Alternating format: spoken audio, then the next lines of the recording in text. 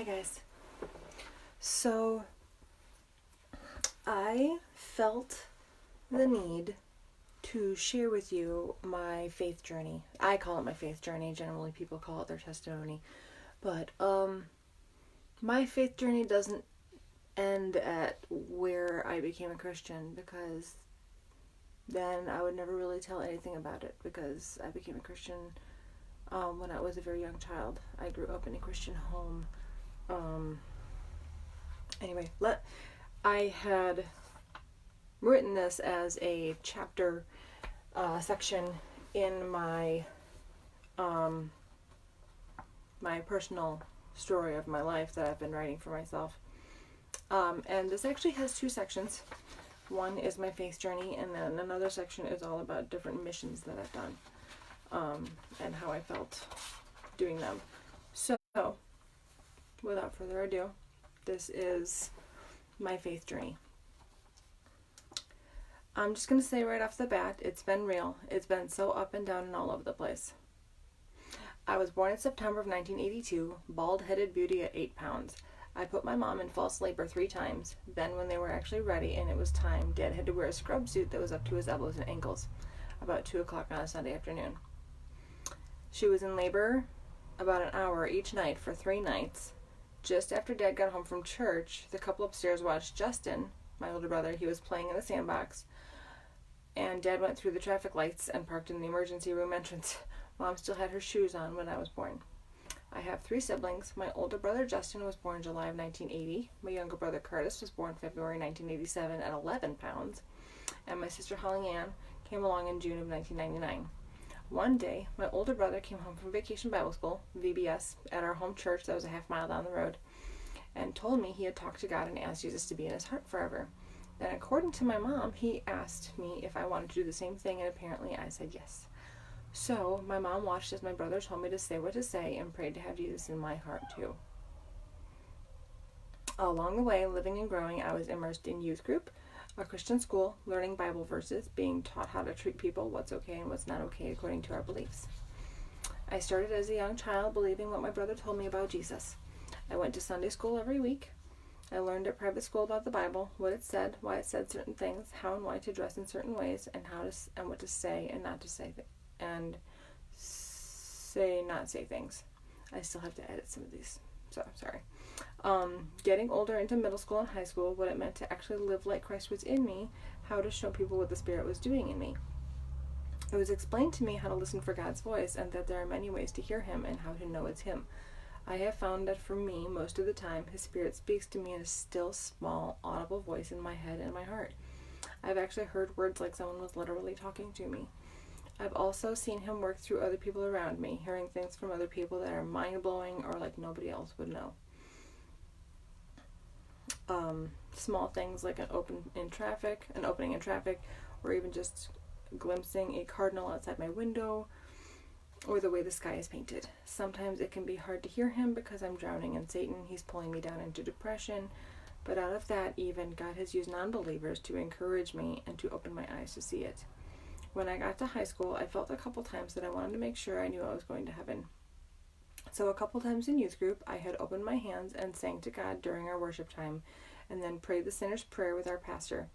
A couple times I also just talked to God and told Him I wanted to recommit my life to Him because I didn't feel like I was thinking or acting like I should. It wasn't until after I was with my husband that I thought about my baptism, after we were married, and realized that I don't think I'd ever gone public with my faith. I asked my mom, and sure enough, I'd never been baptized. As soon as I found that out, I called my pastor and said, "Hey, I need to be baptized. I've known God forever, and I've had a personal relationship with Him as long as I know, and I've never gone public with it." So we set up the date, I told my parents, and we got her done. I believe I was 22 years old. Faith is not about life being great. It's not about sailing along smoothly. Life with faith is rocky. There are many dips and valleys, and some wonderful plateaus and mountaintops.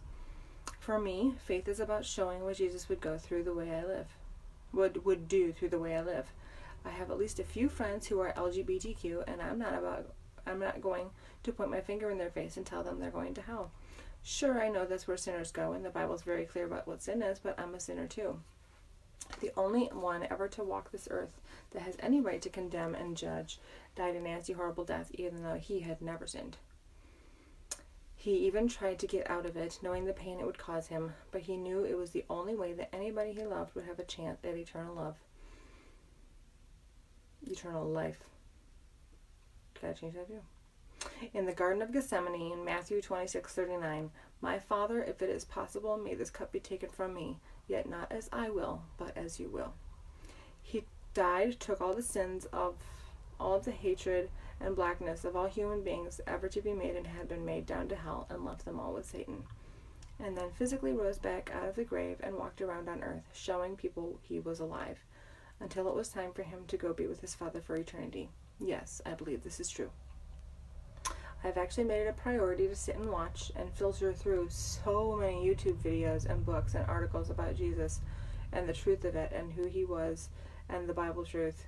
It astounds me how many people can really honestly think and believe some of the things they do. I may or may not ever understand the hatred they have toward this man and the disbelief about the history and the science even shown behind the physical discoveries and manuscripts that are available to us. I have had the privilege of knowing many people in my life, and would have only met many of them through Christ's fellowship or decisions I made because of my faith. My faith has always kept me grounded. I've always known where to turn and who to talk to and walk with when I had absolutely nothing else, when I had no direction. God has always been a stronghold for me, and the same thing with the church. When I don't have a church home, I feel like I'm floundering, kind of like a fish out of water. I don't mind the thought of looking at different churches. By all means, search. But if I don't feel a connection at all, I feel like something's wrong or I just don't feel right. I can't get into the worship. I feel very awkward and out of place, and I might not get much, if anything, out of the message. So when I have a home church, it's a place I can call my own, where I feel connected to fellow believers. The ambiance is conducive to the presence of the Lord being felt and heard. I don't even have to know anything about the church or the people for it to be that stronghold. But if there's no welcome or a canny, stuffy feeling, I'm sorry, I can't do it.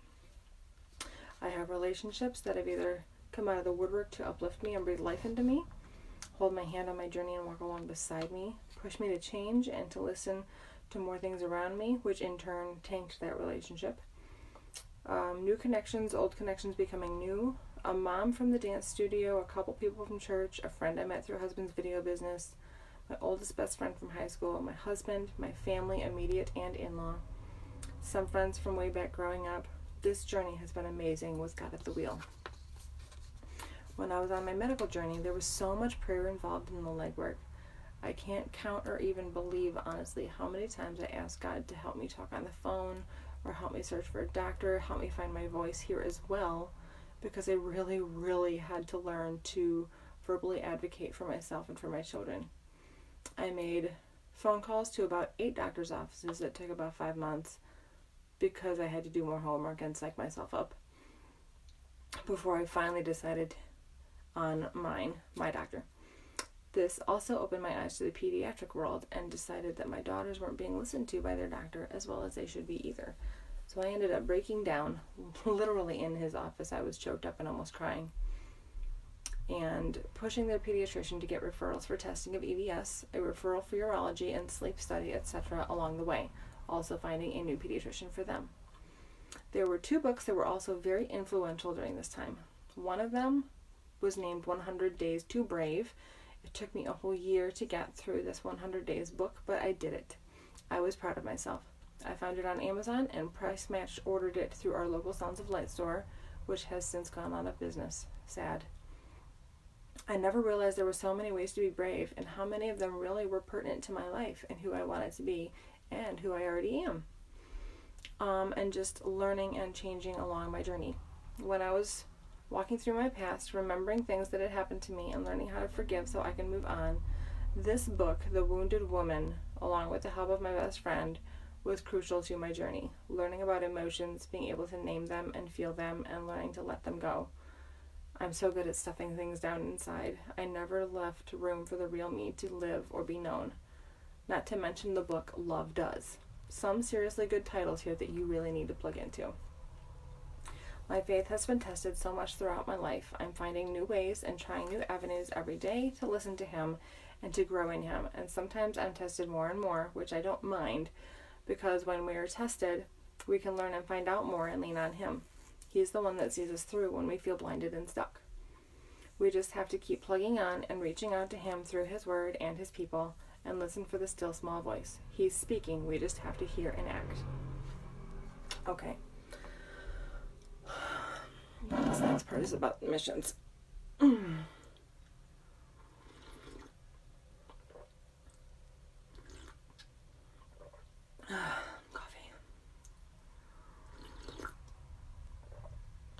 It's kind of an odd kind of day for me, but we're not getting into that right now. Alright, missions. Continentals, Romania, Detroit, local, and now.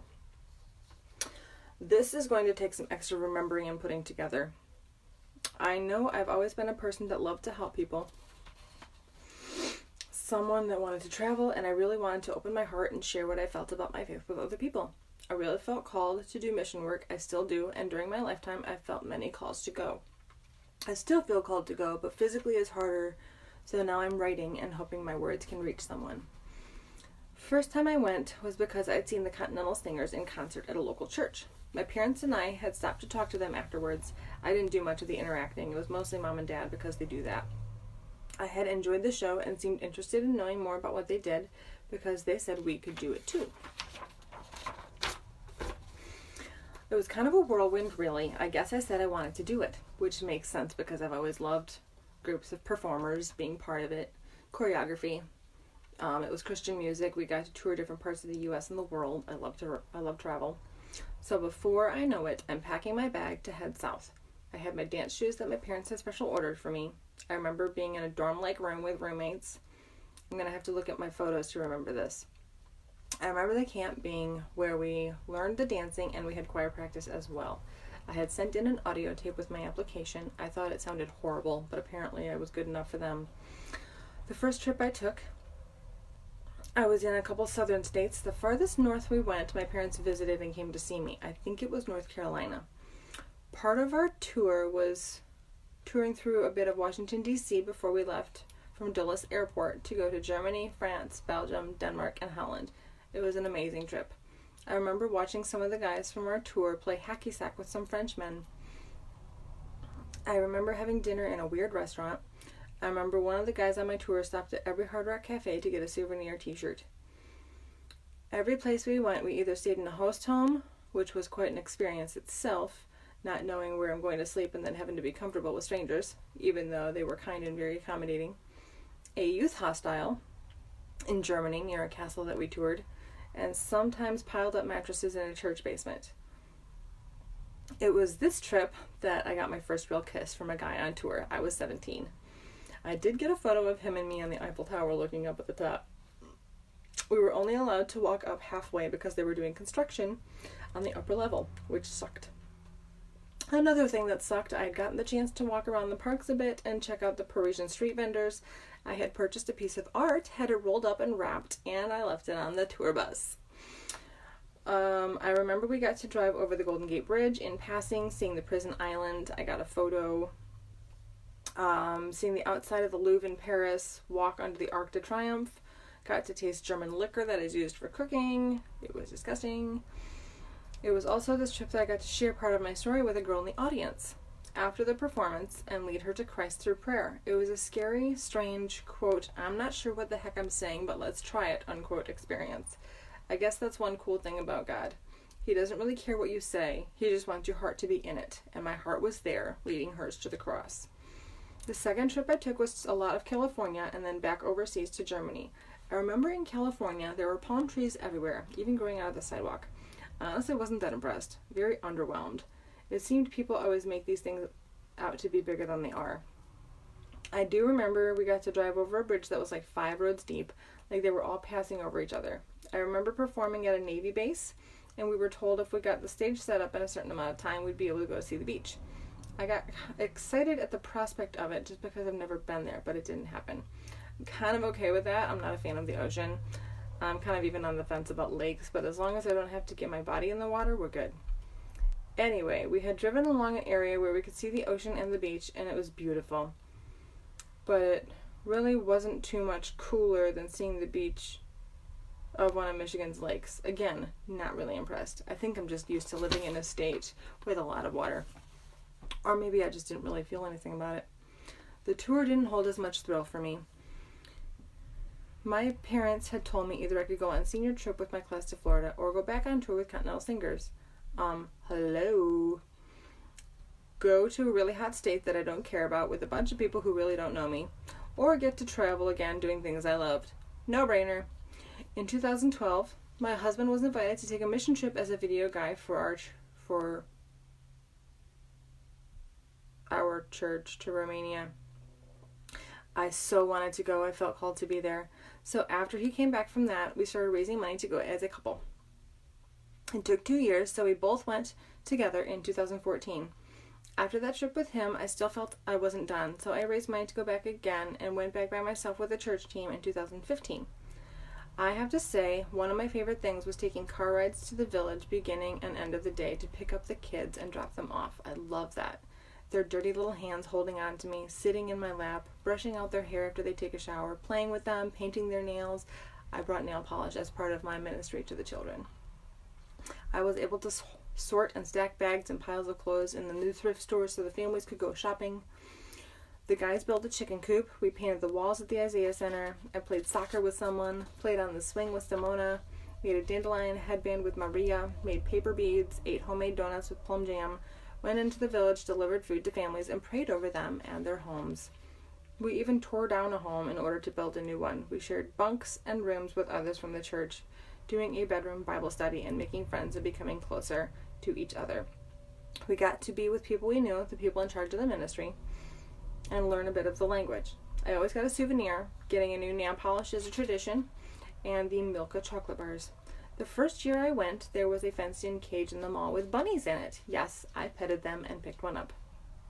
I met the lady who made my joy bead necklace. I got one the year before at a church thing back home. I was looking at the necklace for a while and then went to leave without it because I didn't have money for it. And someone bought it and ran it out to me. She's actually the grandma of one of my special kids, and she put her bandana hair wrap around my hair and gifted it to me. This woman is special to me. Her name is Anna. My favorite parts were playing with the kids and doing the hard work. I also signed up to go on a one-day mission trip with my church, leaving at 7 a.m., getting back around 5. We were able to blitz through a neighborhood in Detroit, cleaning out houses that were left abandoned, chopping through bushes and picking up litter, weeding, raking, mowing. It felt good to be able to beautify the area, so to speak.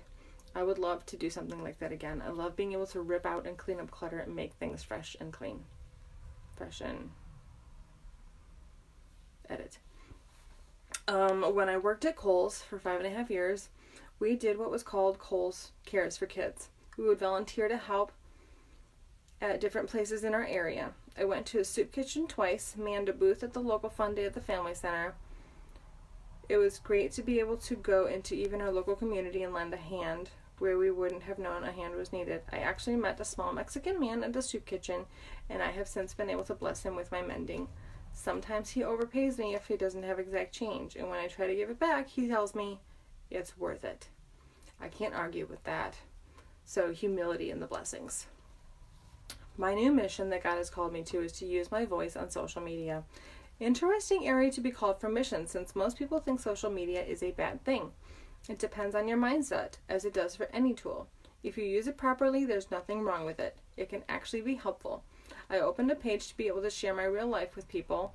That's where I am right now, on that page. Let them be open with me as well, uplift each other, reach out to each other, and speak our truth, frustration, victories, and all. On top of that, I've been called to be an advocate for the same things that I deal with physically. So I speak when I can about Ehlers-Danlos syndrome, the autism spectrum, and different chronic illnesses. In 2019, my family and I actually spent our Thanksgiving day, well, a couple hours, at a nursing home that's like 200 feet from our house. I called over to make sure it was okay. We walked over in our pajamas on Thanksgiving morning with craft supplies, not knowing they would already have some there, and sat down to make something fun and cute with them.